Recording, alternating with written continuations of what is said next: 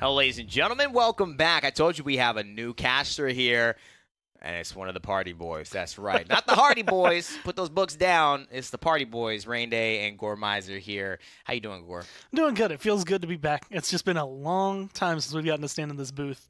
And actually, well, have it be broadcasted. You know, sometimes I like to come in here and just relax. Oh, yeah. I saw you actually with a towel and swimsuit on in here, and sweating a little pool. bit. I was trying to wonder what was actually going on. Fortunately, we won't get more into that story, so I'll leave your minds to speculate on a half-naked Gore in our casting booth. And from now, let's take a look at game number 2 coming up, because we do have a great couple of sets to still 3 sets to go, meaning in our PCL, we have so much more room, so grab a drink, grab some food. Upcoming next, it's Brutal Fissure versus what I believe is YCTG. Yeah, and I'm excited because Brutal Fissure is probably one of my favorite team names that I've ever heard. Like, it just sounds impactful.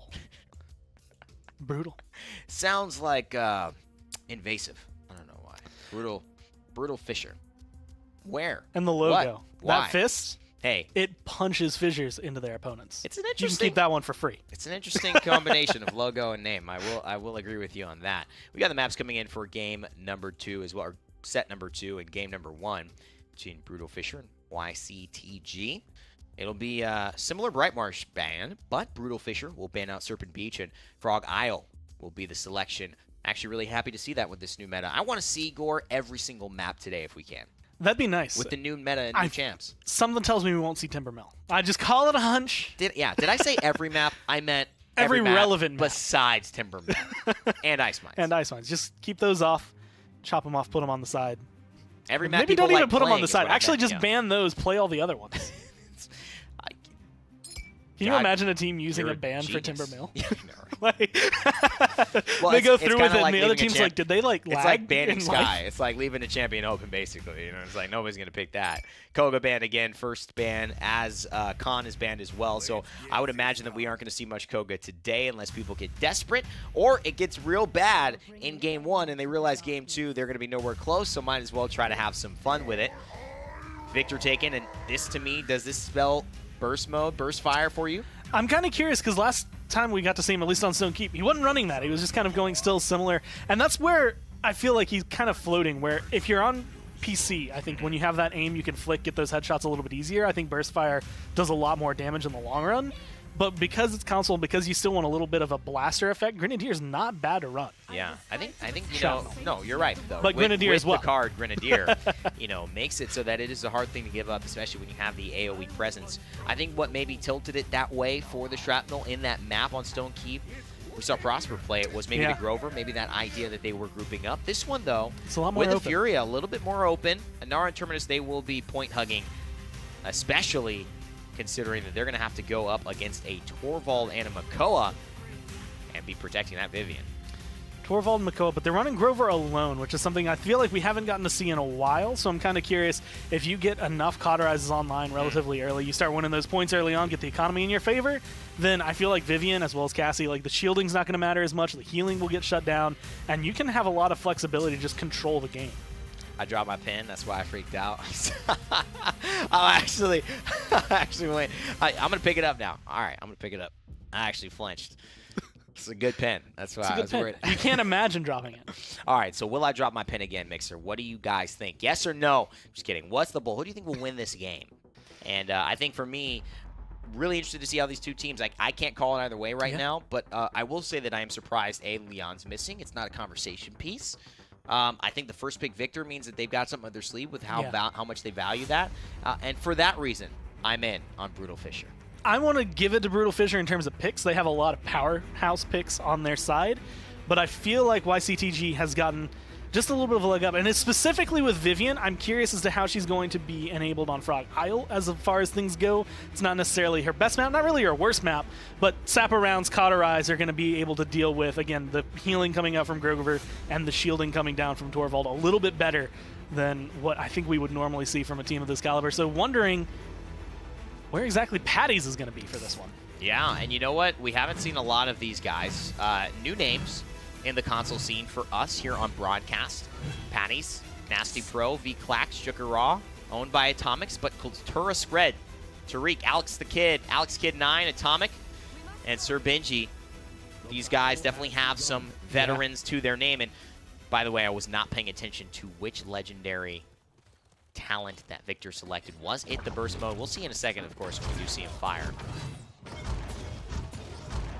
The way things have been going, though. I don't think it is. And I'm not sure. Whoa! Whoa! Okay. Completely forget that thought. Yeah. Shotgun Terminus is still a thing. Okay, and I believe that that's a decimation style, or at least it's extremely effective use of storing those Calamity Blasts. Most likely take a look at his loadout to show you why that was so impactful early on, but held a heck of a lot of damage until it could serve the punch. Of course, it was augmented by Patty's damage as well, who has been protected very well. 84%, 90%. My guess of Brutal Fissure doing well is really not coming to a head, is it, Gore? Kultura Scred just has to kind of throw his life at the point at that point. I mean, he has a shield, he has a little bit of immunity. 50-50. I don't think I've ever seen a even possible? Go 50-50. How is that even possible? I mean, it's like everyone, I mean, it was exactly even. Exactly. Not one guy, not one girl thought, you know, with the majority. Wow. Well, if they can get it, Brutal Fissure up to 99%, then they've been able to at least showcase a little bit. They've taken back the point. But this is, again, where I feel like they're going to start showing some weakness. They have a little bit of healing that's really centric on the Grover. They don't have that range that Fury is going to have. This point fight has to be only a point fight for them. There's not a lot of room for them to get as aggressive as they want. Alex Good kind of showcasing why. And, you know, I don't know if I like Makoa shell spinning into that position. I think if you're going to hold that angle, it's a fine angle to hold. The 99% is what forced him to jump onto the point, but you need to have Grover step in, and I think you need to have Tariq play that role so you can keep your shell spin to leave, and you don't give it all up. It was almost a really good recapture from Brutal Fissure to take the lead, but YCTG will come out ahead on this one. I just don't know really who's deserving of this point quite yet, as both teams look relatively even throughout that one. And honestly, you know it has to hurt for Brutal Fissure because they had 3 players that were still around the point. It was just a matter of being able to touch it at the right time, right place, and they weren't able to get back in there just because of, again, the force YCTG has pushing them out. And with the way things are going, I mean, we used to talk about this all the time, but you have Inara and Terminus on that side. Like, you don't kill them easily. And then you have no shielding, really, on your side just because of the fact that Sapper Rounds is going to be run.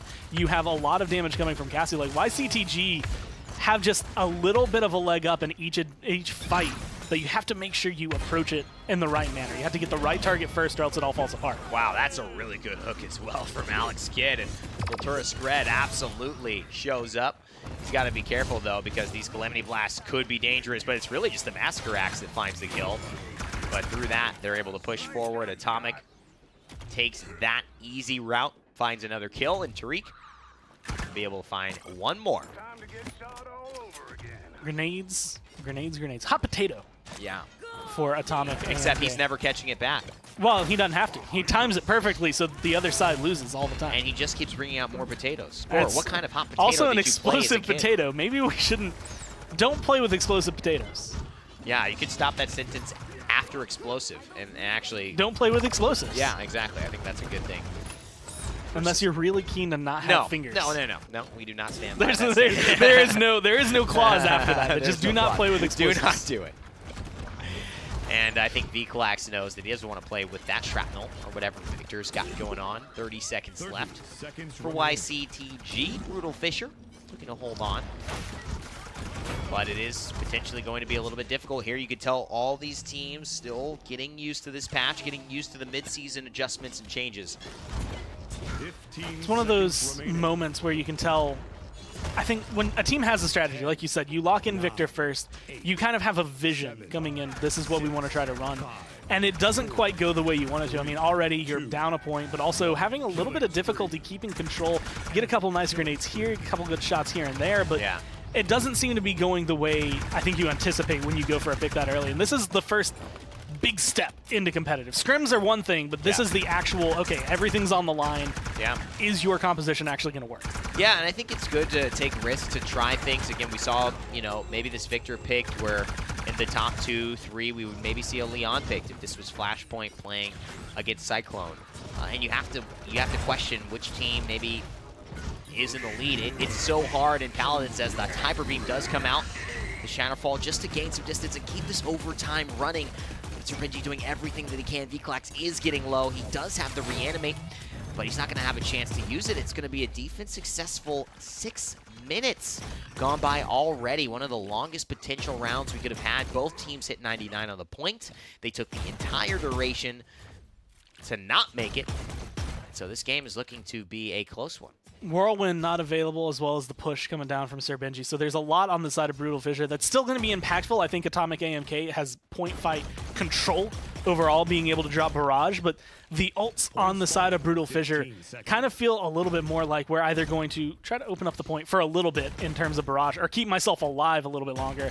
Whereas Scout, I have vision on them. Now we're going to be able to throw up the Sentinels. We have extra damage. We can stun you. We can come back to life. Like, again, I'm leaning a little bit more towards YCTG unless they make a just fatal error at the beginning. And so far, they haven't made anything too out of the ordinary. It's just, can Brutal Fissure pick that right kill at the beginning? Well, I just also find it interesting how they're sending Makoa left and Benji on the Torvald right, because typically Makoa, because his hook can go through Terminus' shield, it's a better matchup. And of course, Torvald on the left-hand side has the ability to hyper beam off the map. He doesn't have his ultimate this time around for sure, but that's typically where you would want to send your Torvald, so he has the angle to push people to their doom. So a little bit of a change up here from Brutal Fissure, but it works. And they have 42% and the point already pushed back towards the base of YCTG. Not going to be using Reanimate just yet, and they don't have the Seismic Crash come out either, so both ults still available for the front lines, but I don't know if they have enough time. This line has gotten really defensive. The shielding is good on the side, but that's going to be Furia popping that in flame to get a little bit more aggressive. 96% Anar going in, and that's Vclax creating space with the Reanimate. What can Nasty Pro do? Good heal. The Barrage is coming through. The Pyre Strike off the mark. And Kultura Skred, he's on it, finds the kill under the front line.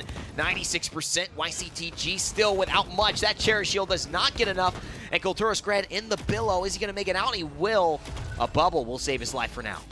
Nice counter comes up. He has 2 shots, missing that first one. If he had actually been able to hit that, that might have been a kill on the Cassie. Of course, reload, he can still peek around the corner, but that's going to be 99 now to 84 as YCTG still trying to fight their way in. It's just a difficult angle, and now he's got to run away from the Cassie because he knows she has the line of sight. He's going to choose a target wisely and go onto the Vivian, and I love the way that he's so flexible in the back line, and now he's got a great access to Nasty Pro. That should be it. That's the healing. That's the sustain. Unless this Cassie can make a miracle play here, it is going to be all Kultura Skred that we'll be talking about in round 2. 99%. All he has is an ult, and that is honestly all he needs if he wants to take care of it, unless he misses it. I'm telling you, it's hard. But they still got it. They still got it? They still got it. That's complete control. But man, I don't think anything hurts more than watching it, except for missing it. Like being the player that has that happen to it. Still gets the kill, still has the control. But it's a good thing he gets 30% back when he does miss. So a little bit of a like, hey buddy, you tried. Here's a party favor. And I think, you know, you look at Zen and his ability to hit those. I don't know what it was in my recent playtest. I was playing Zen, and I chose Guillotine. I didn't hit a single ultimate. I don't know why. Hey, maybe, Rain Day, you're telling us how bad you are. Maybe you don't want to do that on a live broadcast. Sure.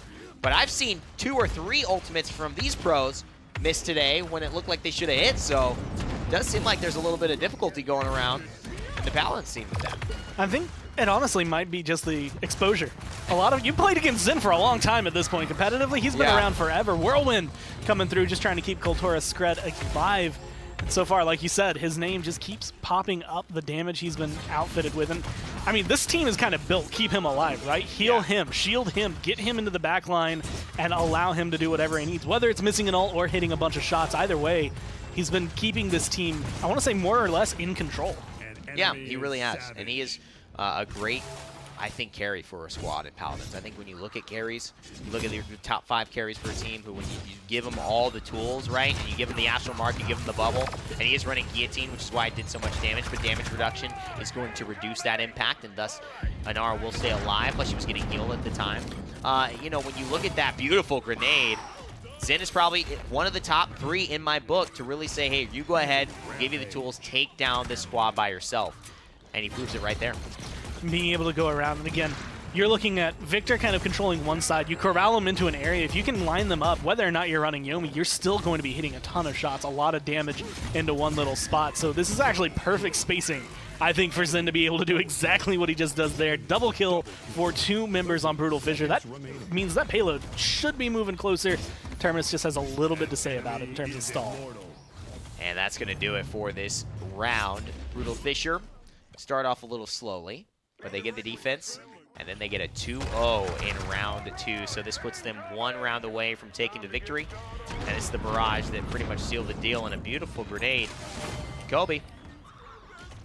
The first time that played through, I was so focused on Inara's health bar. Yeah. And I was very distraught when that last blast did not kill her.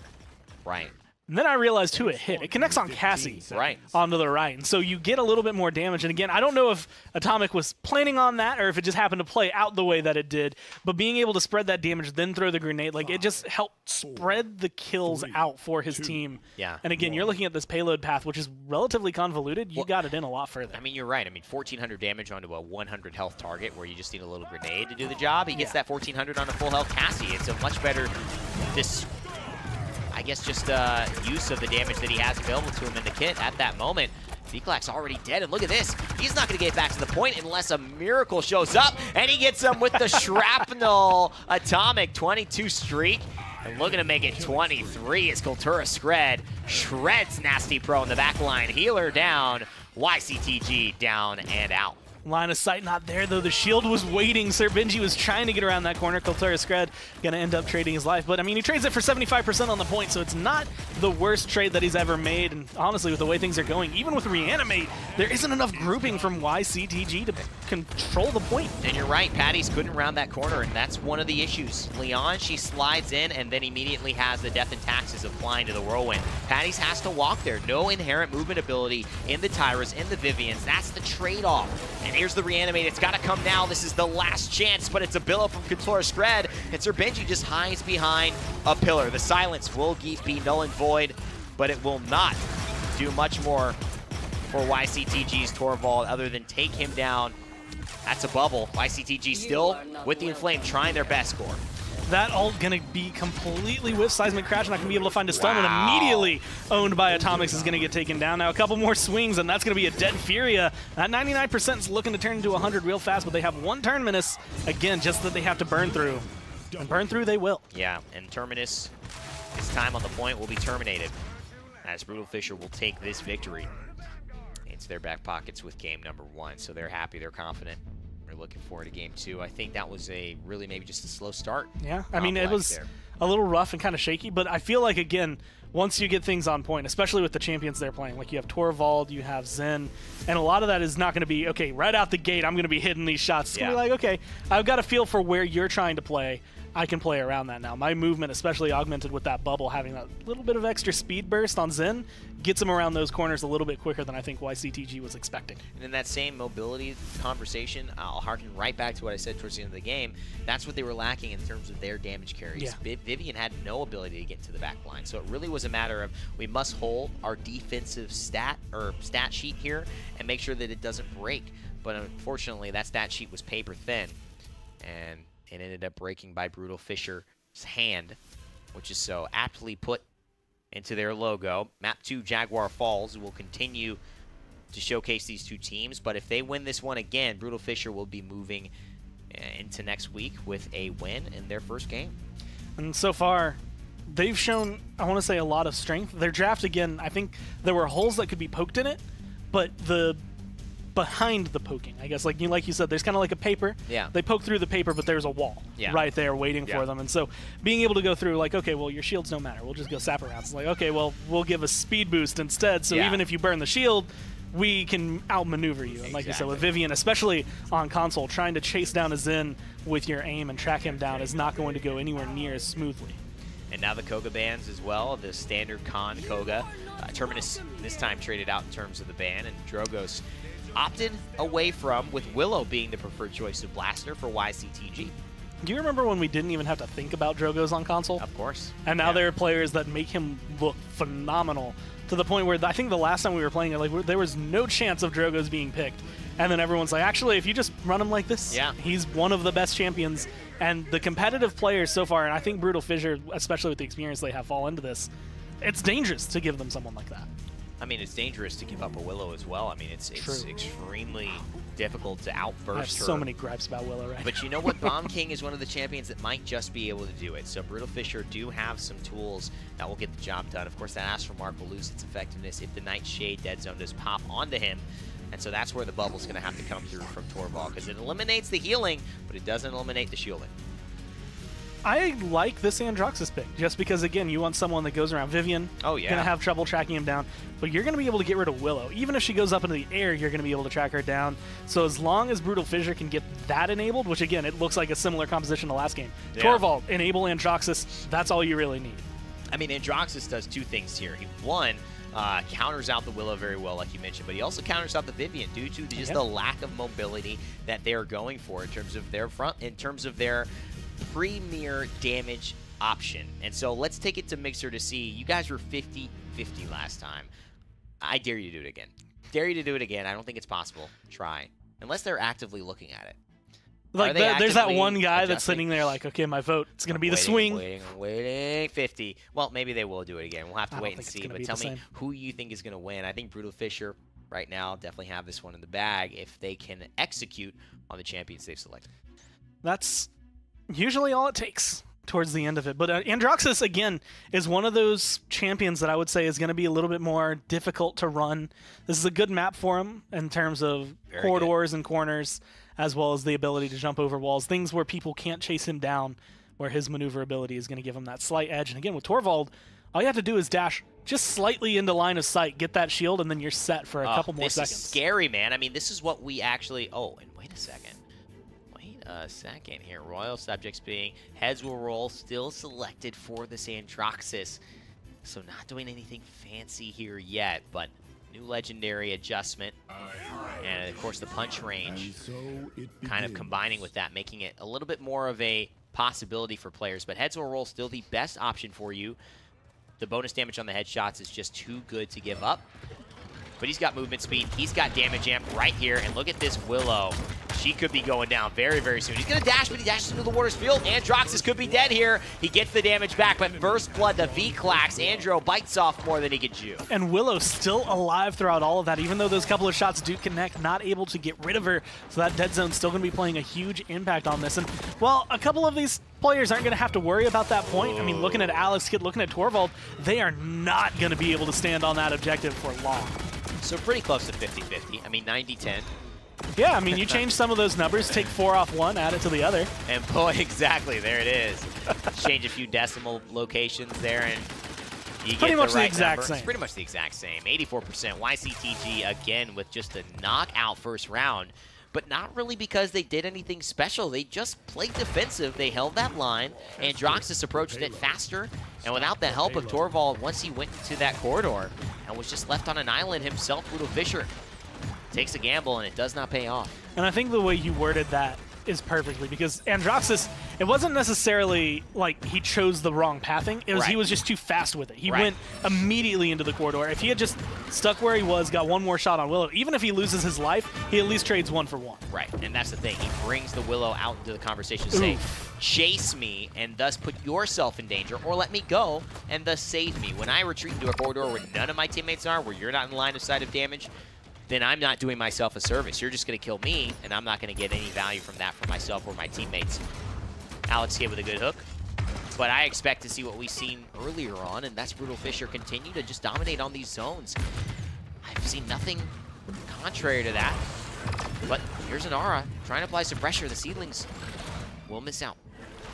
Seedlings are going to be important to keep track of. I mean, Willow's just important to keep track of in this matchup no matter what. Dead Zone, that 100% anti-heal is just devastating, especially as a frontline, because all of a sudden, hey, that little bit of healing over time you were getting from Genos is non-existent at all. So what you were feeling, and this I think comes from experience, where I'm not getting that burst heal. I don't have that comfort of being able to step out of the zone and just have my healing go up. I am stuck waiting outside of the point. Androxus and Kultura spread.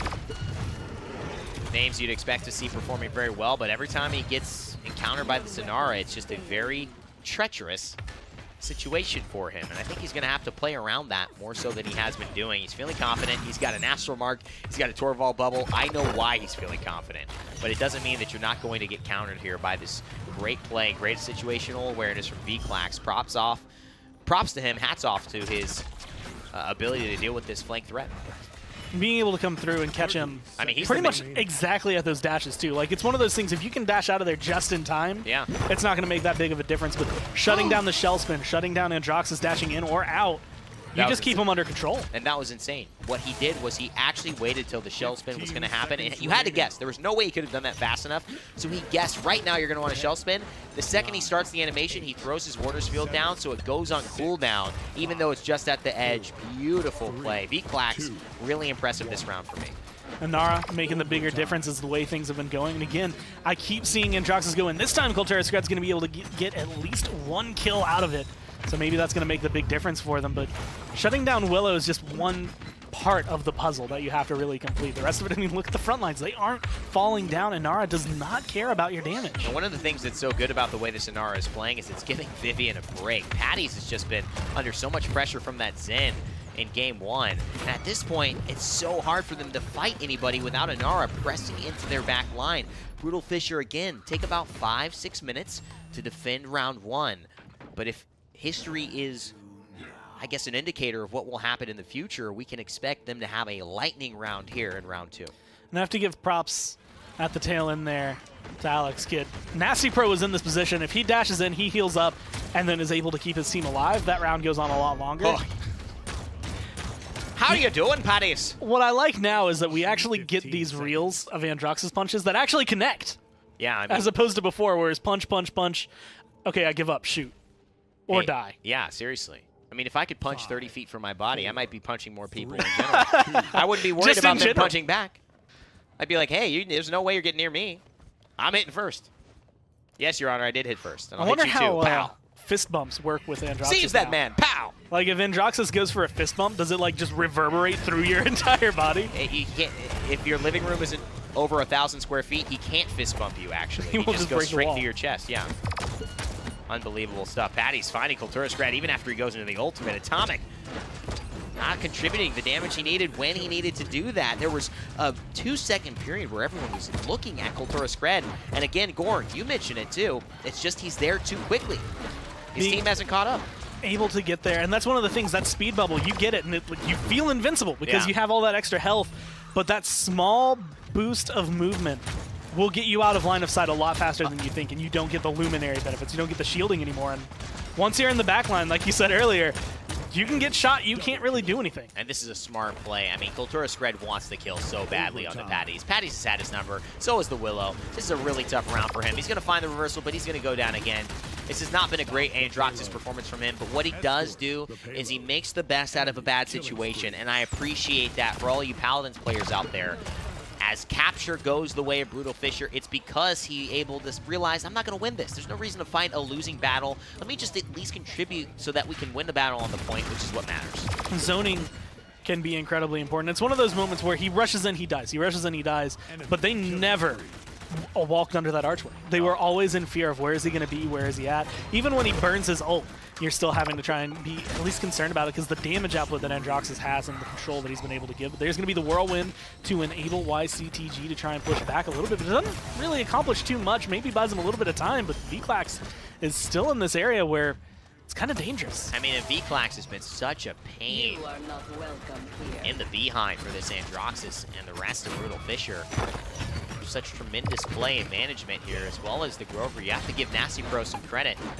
He's been so efficient staying with his front line, but at this point, though, Atomic showing up after a relatively quiet game.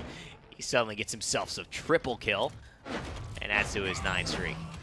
Going to be able to push back a lot further. And this point, I mean, again, like you said, we're looking at kind of a replay of the last map. Lightning round, 6 minutes to get to round 2, 2 minutes potentially for the end of round 2, putting them up 3-1. If they can get another kill like that, and King Bomb is available, that is perfect to seal the deal and push this in, but they still have a minute. There's no rush for Brutal Fissure. And this is where Patties needs to go down, and he does. And this is so rough because Kultura Skred, despite having a pretty poor KDA, you would imagine at this point right now, well, KD, his assists might be actually at a relatively high level. I think it's just extremely important to notice that this is the round that Atomic starts to show up. If we do look at those kills and deaths after we take a look at some of these replays, I'd be curious to see where they both sit. It almost feels like Kultura Skred became everybody's eyes and focus, and then they just forgot about Atomic. I think I'm finding a link between players with Atomic in their name and Bomb King being a very good pickup for them. I mean, now he is 9-1-9. I don't know what he was at the beginning of the round, but he is just skyrocketed to the lead. I'm impressed because we've seen all 5 of Kultura Skred's deaths on camera. It just feels like he's died quite a bit, but he's actually 6-5 and 10, which is a 16-5 KDA. It's a little bit above 3. It's pretty good. And being able to get that control again. Looking at the damage output as well that he's been able to apply, that's, I think, where his biggest asset has been. He's sitting second to Bomb King, which is still pretty impressive no matter what. It's just a couple shots here. Even if it doesn't get the kill, all of a sudden, your Willow, your Vivian are sitting at 1 hit. They can't engage anymore. And here's where that fireball needed a hit, and now he's on the defensive end. Own played aggressive. He led his squad, but he just didn't open up as the typical Vanguard would have been expected to do so. Oh, Joker Rod, such a horrible position there. Atomic goes savage. He's been rotating perfectly. He's got the King Bomb. Is he going to opt for it? It does look like he needs to get out of line of sight, get some healing. 830 health to his name. And they're going to back off. YCTG, comeback mechanic, and the... Oh, no! He couldn't quite get there. Try to gain some space. He's got to go for the King Bomb now, but is he going to be able to get the overtime? It is Kultura Skred who touches the point. Does find 2 with that one. And he does get the kill, so that is huge. Where, as you mentioned, Atomic does find the kill, and this just continues the snowball. We thought it was going to be YCTG taking it, but Brutal Fissure, somehow make it back. And that was, like, tail end of the fight as well for Atomic, right? Like, you miss that ult or it doesn't connect on both of those players, it doesn't matter anymore. But you get both of them, you find a kill right afterward. Whirlwind comes through, it's going to be able to enable a lot. YCTG, all they have to do is stand on the point. They're healthy, they're there, but that's still going to be difficult. Sir Benji gives his life to try and get that overtime. And, you know, Tarek trying to get out there, but just absolutely can't do it. No way for him to change the course of that fate. And it will be Brutal Fissure now who have to play defense again. Another tight matchup. This is the game that will determine whether YCTG play a game 3 or if their set ends right here on Jaguar Falls. Still 2 minutes and 8 seconds at least to be played, plus another round, even if they push this through or if they do not. They have Immortal. They do have quite a few things in their arsenal that I think will enable a further push. The last time it felt like time just slipped right through their hands, especially at the very beginning. They weren't able to control too much. I also feel like it's worth pointing out that Owned by Atomics gets owned by Atomic. Wow. Works out perfectly. I mean, if you weren't asking for that in your name, I don't know. I feel like it might be going better. You have to think about the matchups. The name game matters. The name game. And then it's the deeper level of my name game combined against your name game. I mean, there's layers to this score. It's the unseen, like, 5th aspect of the game. The 5th element. It's a good movie. Yeah. Incoming Bruce Willis champion, maybe? I would love to play, like, or at least just a like redheaded girl. The most I guess it'd have to be like a Victor skin because it's like just the most standard action hero, but voiced by Bruce Willis. Oh, I'd love it. That would be great. Fantastic. And let's just make a character that is Bruce Willis in Paladins. It'd be like that crossover when Soul Calibur just randomly, like, you know, put Link in the game. It's just like, here you go. Just like, huh? Okay, this is awesome. Sometimes it works. Like Azeroth and Link. Is there a world where those two have a beer at the But now I have to think, like, I don't think so. We'd want to link the realm to someone like Link. Like, how do you figure out, like, what does Bruce Willis do in the realm? Where does he fall? How does he feel about the Magistrate? He's a barkeep. He's just a barkeep. He's a barkeep. He retired after years of acting. Joker Raw doing his best. And this is actually a relatively good push. 22 seconds left. And they're pretty much there. Tarek and the rest of Brutal Fissure holding on to dear life. V-Clax, though, pushing in. Tarek's going to stay alive. That is important. Outskid just, oh man, just weighing the distance that he has to stay in order for the payload to not move. And now it's going to be Androxus trying to reset it. They're doing their damnedest to try and make sure that this payload does not go through. And Androxus somehow still alive, but it's just the Torvald. And Gore, I don't know, that looks like all she wrote, but still they cling to one last moment of life. it'll be a 3-3, 1 round to decide whether we end the set here or we go to a game 3. And honestly, I thought after Nasty Pro went down, you lose your healing, even with Immortal being able to prolong your life for a little bit, you're usually not going to sit there that long. That was just well played using angles, and of course that treacherous ground is something. Such a difference. I feel like people aren't used to playing against it anymore. It's one of those things where you're looking more towards, okay, I'm going to go for CC immunity. I want to stay alive a little bit more. That little bit of an increased range on that ability just makes it so much more difficult if you're Androxus, if you're anybody on the side of Brutal Fissure, but specifically for Torvald, who doesn't have movement anyway. He's just going so much slower. No, it's a really bad, it's a raw deal for Torvald. And, you know, Androxus just hasn't been in the meta that much, especially in console. I mean, let's not kid ourselves. So there's no way this guy's got the practice of 8 months in the back pocket at competitive levels. And even PC will have to take some time to get used to the new change, and that means some of the new counters as well. Oh, owned by Atomics gets hit by a King Bomb by Atomic, and Joker the one finding the healer on the side of Brutal Fissure. So that is 5-4 here for YCTG. Atomic trying to stay alive, 42% counting now as they push the Bomb King back yet again. 550 health. Is going to be able to get a little bit of healing, but he's revealed thanks to Vivian right there. So there's a lot of pressure on them. That's 75%. You have to get in. You have to start applying some pressure back, at least trying to fight. Alex Kidd's already half health. That shield is not going to last long. Oh, great use of just the rotation here as well. He needs this Grover. He gets it. Oh, he gets the support. Double kill as well for Atomic. And looking for the triple. I delay it. He goes quickly, but I would have delayed that. Give an extra second. But that's okay. They at least see Joker Raw going to the left side, and that means the Willow could be down and out before she gets a chance to fight. She does not have Fae Flight. That is going to be a 5v4 in the zone, still in favor of Brutal Fissure here. Now just a couple more bombs is all you really need. I mean, Inara can get there. She can live forever as far as you're concerned, but you're going to have to deal with a lot of the damage. That's a beautiful wall and a beautiful stop on the dash. The punch still available, but is it going to make the big difference right now? You have 2 front lines in your face. And a Cultura Scred finds Patties, and D-Flax gets another trip out to the beach. But oh boy, it seems to be somehow that Willow has stayed alive, although getting Void Gripped. It is Cultura Scred and the rest of Brutal Fissure who have come back to take control of the point and end it once and for all in set number 2 of today. Over on the PS4 side of things, they'll take the set. They'll move into week 2 with a win in their back pockets. Not quite as clean as the first game went for them towards the end, especially that last little bit. It was a little hairy. There's a point where I thought for sure Cultura Scred was going to have an extra death, but Willow, again, just looks right. He goes left. Or I guess he went right, she went left. Yeah, exactly. Either way, he made it out. Great stuff as well from them, and a really, I think, awesome approach for the way that they took these hard point fights, and definitely losing early can be tough on a 3-3, but you realize you just have time. You have patience. You don't have to step right on the point and just keep running and running. Let them prioritize the point. That's somebody who's not prioritizing getting in your face. That's an Inara treacherous ground that's not affecting your damage dealers. It's only affecting the tanks, and you can then position yourself more effectively to try and burst down the supports and other damage priorities. You get an entire team grouped up on the point and a Bomb King on the other side. He's excited for that kind of moment to be able to take it, and that, I think, is what really opened that point for them. Well, let's take a look at the schedule, and you can see it's 2-0s across the board, although it doesn't really feel like that, does it? No, those have definitely been a lot longer games. Yeah, they've been definitely longer sets. And we're going to have some more coming up as well. Xbox has been done and dusted, so those are the scores for you to check out. But we got 2 more PS4 games, Elevate and Warm Up, coming up very, very soon on your Mixer viewing experiences. How are it? Mobile, you know, desktop, laptop, whatever you guys want. All 3. All 3. We all know it's great. We're going to take a quick break. I'll be gone. Nick will be back with Gormizer to join you for the first game here of the second part of our broadcast. Some more PS4 coming up at you. See you in just a bit.